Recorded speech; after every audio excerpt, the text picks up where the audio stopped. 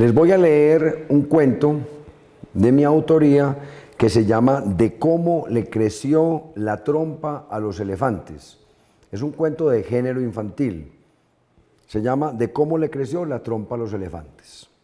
Cuenta la leyenda que cuando aún estaban en las tierras del origen, los elefantes eran en casi todo idénticos a como hoy los conocemos, a excepción de la trompa, que no era larga como un hocico de jabalí, siendo un poco más corta que la de un tapir. Esto no les ocasionaba ningún problema, estaban adaptados a ser como eran. Los pocos que había sobrevivían sin dificultad. Un día, a uno de ellos, que era muy travieso, le dio por irse a explorar en el interior de la selva, sitio al que le tenían prohibido ir por los peligros que allí los acechaban.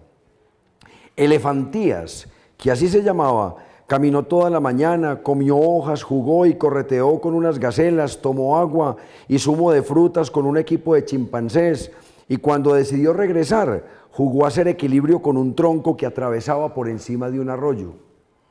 Como la agilidad no era su fuerte, al segundo paso se tropezó.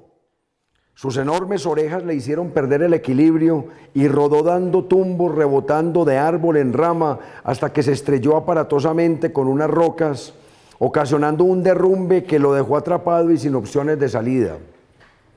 No lo sabía, pero en su caída había destruido la madriguera de las hienas, que por aquel entonces eran los bandoleros renegados de la sociedad, los carroñeros más peligrosos y traicioneros del reino animal. Al quedar atorado, Elefantías empezó a berrear desconsoladamente, a ver quién le podía prestar auxilio, pues entendió que solo no era capaz de salir. Los micos que antes estaban departiendo con él lo escucharon y al oír sus lamentos corrieron en su ayuda, pero la situación no era la mejor. El jovenzuelo estaba atornillado, casi ni se podía mover, apenas sí su narizota se asomaba por una ventana que formaban las rocas. Entonces, para ayudarle, le dijeron que lo iban a jalar de las ñatas, que apuntalara el cuerpo contra la pared de atrás y que se empujara desde su trasero, que ellos solos no eran capaces de movilizar las rocas. Así hicieron, y jalaron y jalaron. En lugar de moverse el cuerpo tan pesado, la jeta empezó a estirarse hasta formar una manguera que parecía robada del departamento de bomberos. Elefantías entendió, en medio de la algarabía de los chimpancés, que si no se ayudaba iban a terminar arrancándole la nariz, dejándolo ñato del todo, y no quería verse boquinche para el resto de su vida.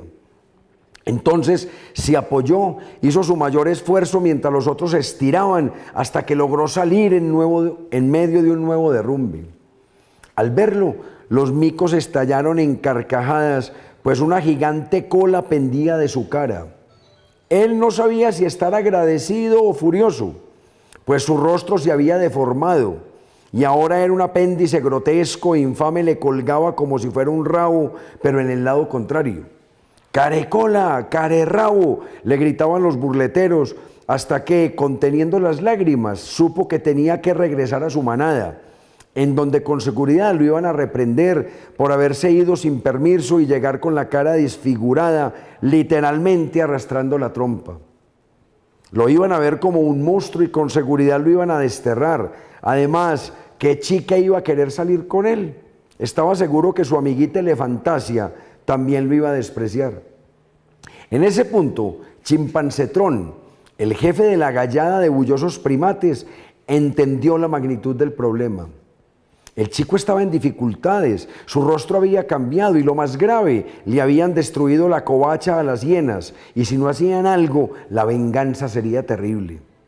Pues eran seres despiadados que en medio de sus risas falsas acababan con lo que se les atravesara. Un cachorro de hiena que estaba oculto tras los arbustos y que vio el desenlace del rescate, salió veloz a contarle a Hernando, el guía de la jauría, que un animal gordo y enorme, con una enorme trompa que le colgaba hasta el piso, les había destruido el hogar, en compañía de esos micos tan hostigosos y buscapleitos.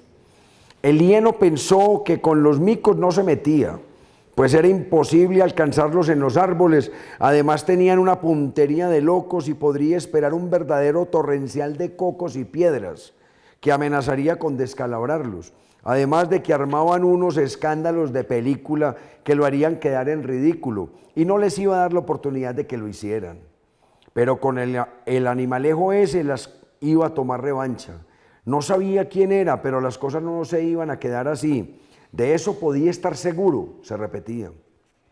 Empezó a husmear en el bosque, esperando que los delatores lo localizaran. Ofrecía una buena recompensa, toda la carne podrida que se pudieran comer en una especie de rodicio, o disfrutar de una buena tanda de chismes de hiena, o una crema para la sarna, que no había dado muy buenos resultados, pero podía servir, al menos mataba a los piojos. Las cacatúas filtraban unos datos, las comadrejas dejaban pistas que resultaron falsas, los mapaches contaminaron el rastro, las serpientes intrigaban para que mejoraran la remuneración. Al fin se hizo un retrato hablado del agresor, un fulano orejón de patas enormes y una enorme trompa que le salía de los colmillos, levemente parecido a los elefantes, pero distorsionado. Mientras tanto, los chimpancés habían alertado a los familiares de elefantías. Sabían que si las hienas llegaban, acabarían con el entable, pues a su paso todo era destrucción. Entonces urdieron un plan, basados en técnicas de camuflaje que habían aprendido de un seminario dictado por el general Camaleón. Pero como era tan difícil esconder esos cuerpos tan enormes, se decidieron por lo obvio, sabiendo ya cómo eran de flexibles sus hocicos. Todos deberían parecer iguales para proteger elefantías. Empezaron a jalar y a jalar hasta que todos en la manada quedaron trompones. Para garantizar que no se les retrajera, pusieron una piedra en la punta a manera de lastre. Empezaron a hacer ejercicios en barras, ya no con las patas, sino con la trompa. En poco tiempo ya tenían una quinta extremidad, robusta y fuerte, que les servía para agarrar frutas y beber agua sin agacharse, para acariciarse entre ellos en los momentos de ternura o para derrotar a los enemigos en situaciones de furia.